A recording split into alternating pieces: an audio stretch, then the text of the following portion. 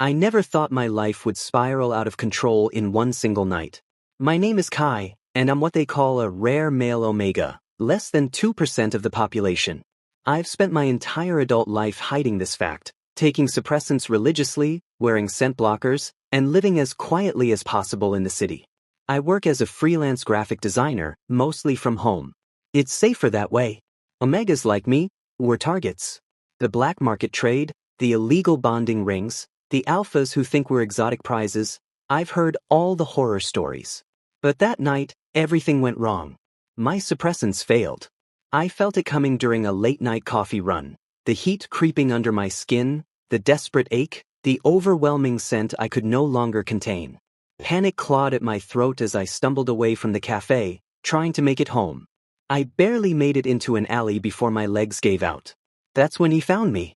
The scent hit me first, dark cedar and gunpowder, overwhelming and intoxicating. I looked up to see a man standing at the alley's entrance, his eyes gleaming red in the dim light. An alpha. A powerful one. Everything about him screamed danger, the sharp cut of his suit, the predatory way he moved, the controlled violence in every step. Every instinct in my body screamed to run, but the heat made me weak. Please, I whispered, though I wasn't sure what I was begging for. Distance? My mind was too foggy to know. He crouched down, and I could see his face clearly now, sharp jawline, dark hair, eyes that looked like they'd seen too much. His presence was overwhelming, suffocating. You're in heat. Alone. Do you have any idea what could happen to you? His voice was rough, controlled, but I could hear the edge in it. He was fighting his instincts too. I tried to push him away, but my body betrayed me, arching toward him instead. Just leave me alone. I can't do that. His jaw clenched. There are 3 other alphas at the end of this alley. They can smell you. If I leave, they won't be as restrained. Terror cut through the heat-induced haze. He was right. I could hear them now, voices, footsteps, getting closer. He pulled out his phone, made a quick call. Marco. East Side, near 5th. Now. Within minutes, a black car pulled up. He lifted me easily, too easily, and I was too far gone to fight. The door slammed shut, blocking out the angry shouts of the other alphas. Where are you taking me? I managed to ask. Somewhere safe. The last thing I remember clearly is being carried into a penthouse, the city lights blurring through floor-to-ceiling windows. Everything after that comes in fragments. His hands, surprisingly gentle as he helped me to a bed. His voice, low and steady, talking me through it. The overwhelming sensation of being close to him, needing him in a way that terrified me. And then the bite. I remember that clearly. The sharp pain that melted into something else entirely. The feeling of a bond snapping into place, connecting us in a way that felt both terrifying and inevitable. When I woke up, sunlight was streaming through unfamiliar windows. My body ached, but the heat was gone. I was alone in a massive bed, wearing a shirt that wasn't mine, smelling like cedar and gunpowder. He was gone. I found my clothes folded neatly on a chair. Next to them, a note on expensive cardstock. You're safe. Don't look for me. My hand went to my neck, touching the bite mark that was still tender. A bond mark. Permanent. Undeniable. I'd been bonded to a complete stranger. I should have been angry. Terrified. But all I felt through the new bond was distance, like he was deliberately pulling away, trying to sever something that couldn't be severed. I left the penthouse in a daze, taking the elevator down to a lobby where a man in a suit, Marco, I assumed, handed me an envelope without a word. Inside was cash and a business card with a single phone number. If you need anything, Marco said quietly, medical care, protection, anything, call that number. Who is he? I asked. Marco's expression didn't change. Someone who's trying to do the right thing for once. I went home, tried to return to normal. But the bond mark wouldn't fade, it never would. Every night I could feel him through it. Distant emotions that weren't mine. Cold rage, calculated focus, and sometimes loneliness. For weeks later, I stared at the positive pregnancy test in my bathroom, hands shaking. I was bonded to a stranger, pregnant with his child. And I had no idea how to find him, or if I even should. The note said not to look for him. But as I touched my stomach, feeling the first flutter of something that might have been fear or hope or both, I realized that choice might not be mine to make. Some bonds can't be broken. Some consequences can't be avoided. And some nights change everything. 2 months pregnant, and I was still trying to process my new reality. The bond mark wouldn't fade, it never would. Every night I could feel him through it. Distant emotions that weren't mine. Cold rage, calculated focus, and sometimes loneliness that mirrored my own. I tried to move on. I really did. But the pregnancy was getting harder to hide, and the bond made it impossible to forget him. Sometimes I'd wake up in the middle of the night, gasping, feeling phantom pain that belonged to him. Whatever he was doing, wherever he was, it was dangerous. Then one night, I saw his face on the news. I'd been making tea when his photo flashed across the screen. My mug slipped from my hand, shattering on the floor. Dante Moretti, suspected head of the Moretti crime family. Wanted in connection with illegal arms dealing, racketeering. The reporter's voice faded into white noise. I couldn't breathe. Couldn't think. The man I'd bonded with, the father of my child, was MAFIA. I should have run. Packed my bags and disappeared. But where could a pregnant Omega go? And the bond? God, the bond made my chest ache with the need to see him again, even knowing what he was. I lasted 3 days before my decision was made for me. I was leaving my apartment, heading to a doctor's appointment, when a hand grabbed my arm. Kai-chin. 2 men in dark suits. Not police, something worse. The way they looked at me, assessing, calculating, I knew exactly what they were. Alphas. Dangerous ones. Mr. Volkov would like to speak with you. I'd heard that name in the news reports about Moretti, a rival family. I don't know any Volkov, I said, trying to pull away. My heart was racing. You have the wrong person. The taller one smiled, and it made my blood run cold. We know about your condition, and we know who the father is. Mr. Volkov is very interested in Dante Moretti's Omega, especially one carrying his heir. My hand instinctively went to my stomach, still barely showing under my loose shirt, but apparently not secret enough. Let me go, I said, trying to keep my voice steady. I don't know anything about. A gunshot cracked through the air.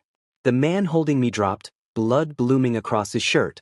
Suddenly there was chaos. More gunshots, shouting, people screaming and running. The second man reached for his gun, but another shot took him down. Then he was there. Dante grabbed me, his face a mask of cold fury I'd never seen before. Keep your head down. He shielded me with his body, moving with lethal precision as more men, his men, engaged Volkov's soldiers. I pressed my face against his chest, trying to block out the violence, the blood, the reality of what he was. We made it to a black SUV, and he practically threw me into the back seat before climbing in beside me. Drive? He barked at the driver. The car peeled away from the curb as more gunshots rang out behind us. Dante drove us himself after 2 blocks, constantly checking the mirrors, his jaw clenched so tight I thought it might break. Through the bond, I could feel his rage, and underneath it, fear. How did they find me? I whispered. That's what I'm going to find out. His eyes flicked to me, then down to where my hands still rested protectively on my stomach. His expression shifted, something vulnerable breaking through the cold mask. You're pregnant. It wasn't a question. He could probably smell it, sense it through the bond. Yes. His hands tightened on the steering wheel, knuckles going white. How long have you known? 6 weeks. Silence stretched between us, heavy with everything unsaid. And you weren't going to tell me. Not accusatory. Almost hurt. You left a note telling me not to look for you. I shot back, anger cutting through my fear. What was I supposed to do? Show up at a mafia compound with a positive pregnancy test? Hi, remember that night you bit me during my heat? Surprise, we're having a baby. Something that might have been a laugh escaped him, bitter and sharp. Fair enough. We pulled into an underground garage beneath a building I didn't recognize. He finally looked at me fully, and I could see exhaustion in his eyes. I never meant for this to happen. Any of this. That night, I should have just gotten you somewhere safe and left. But the bond. The bond, I echoed. I understood. It had been pulling at me for 2 months, an ache that wouldn't go away. Volkov knows about you now, he said quietly. Which means you're a target. You and... He swallowed hard, his eyes dropping to my stomach again. You and the baby. So what happens now? His jaw set with determination. Now you stay with me, where I can protect you both. I don't need. They grabbed you in broad daylight, Kai. In front of witnesses. They were going to take you to Volkov, who would have used you to get to me. And when he was done, he didn't finish, but I felt the violence through the bond, the barely restrained need to protect. This isn't negotiable. I wanted to argue, to refuse. But the look in his eyes, the absolute certainty that he would burn the world down to keep us safe, made the words die in my throat. Okay, I whispered. He nodded once, then helped me out of the car with surprising gentleness. His hand lingered on my lower back as we walked toward an elevator, possessive, protective. I was entering a world I'd spent my whole life avoiding, living with a man who killed people before breakfast. And the worst part? Some broken part of me wanted to stay. Dante's home was a fortress disguised as a luxury estate. High walls, armed guards, security cameras everywhere. My gilded cage. The first week was awkward. We were essentially strangers bound by biology and circumstance. He'd set me up in a guest room, massive, beautiful, and utterly impersonal. He was gone most days, doing God knows, coming back late with blood on his knuckles and darkness in his eyes. But he always checked on me. Every single night. Did you eat? Are you feeling sick? Do you need anything? Short, clipped questions. As if he didn't know how to talk to me. Maybe he didn't. I was 3 months along when things started to shift. I'd been exploring the estate, carefully within the boundaries his men had set, when I found a room that didn't match the rest of the cold, masculine decor. Bookshelves lined the walls, filled with worn paperbacks, fantasy novels, poetry collections. A faded blanket draped over a reading chair. Those were my mother's. I jumped, spinning to find Dante in the doorway. He looked tired, more human than I'd seen him since that first night. I'm sorry, I didn't mean to intrude. It's fine. He walked in, running his fingers along the book spines with surprising gentleness. She died when I was 12. Cancer. This was her room. I've kept it exactly as she left it. There was something in his voice, a crack in the armor. What was she like? He was quiet for a long moment. Kind. Too kind for this world. Too kind for my father.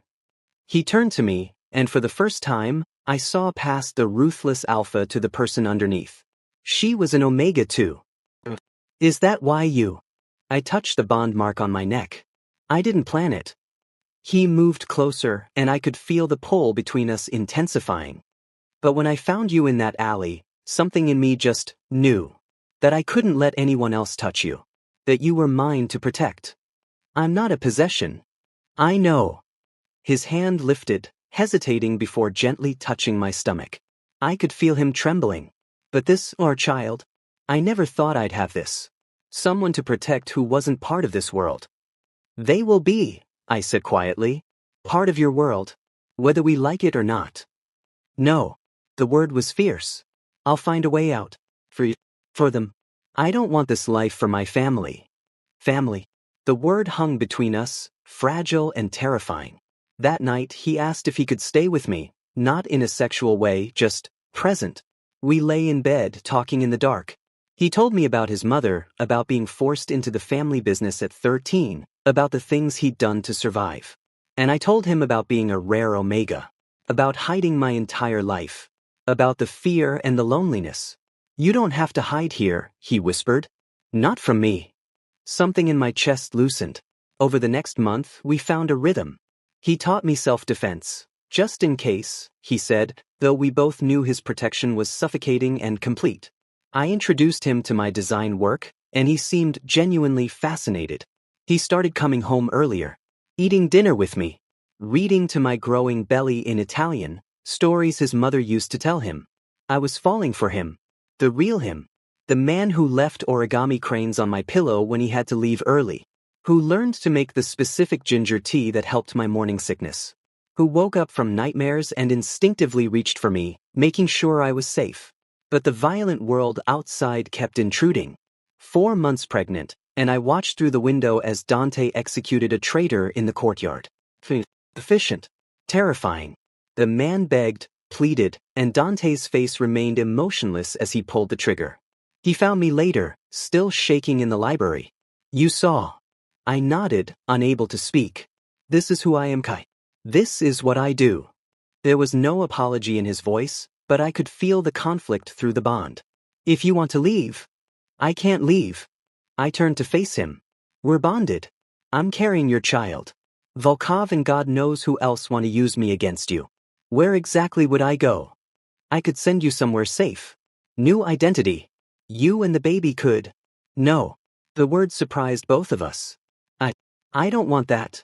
Even knowing what I am? I stepped closer, placing my hand over his heart.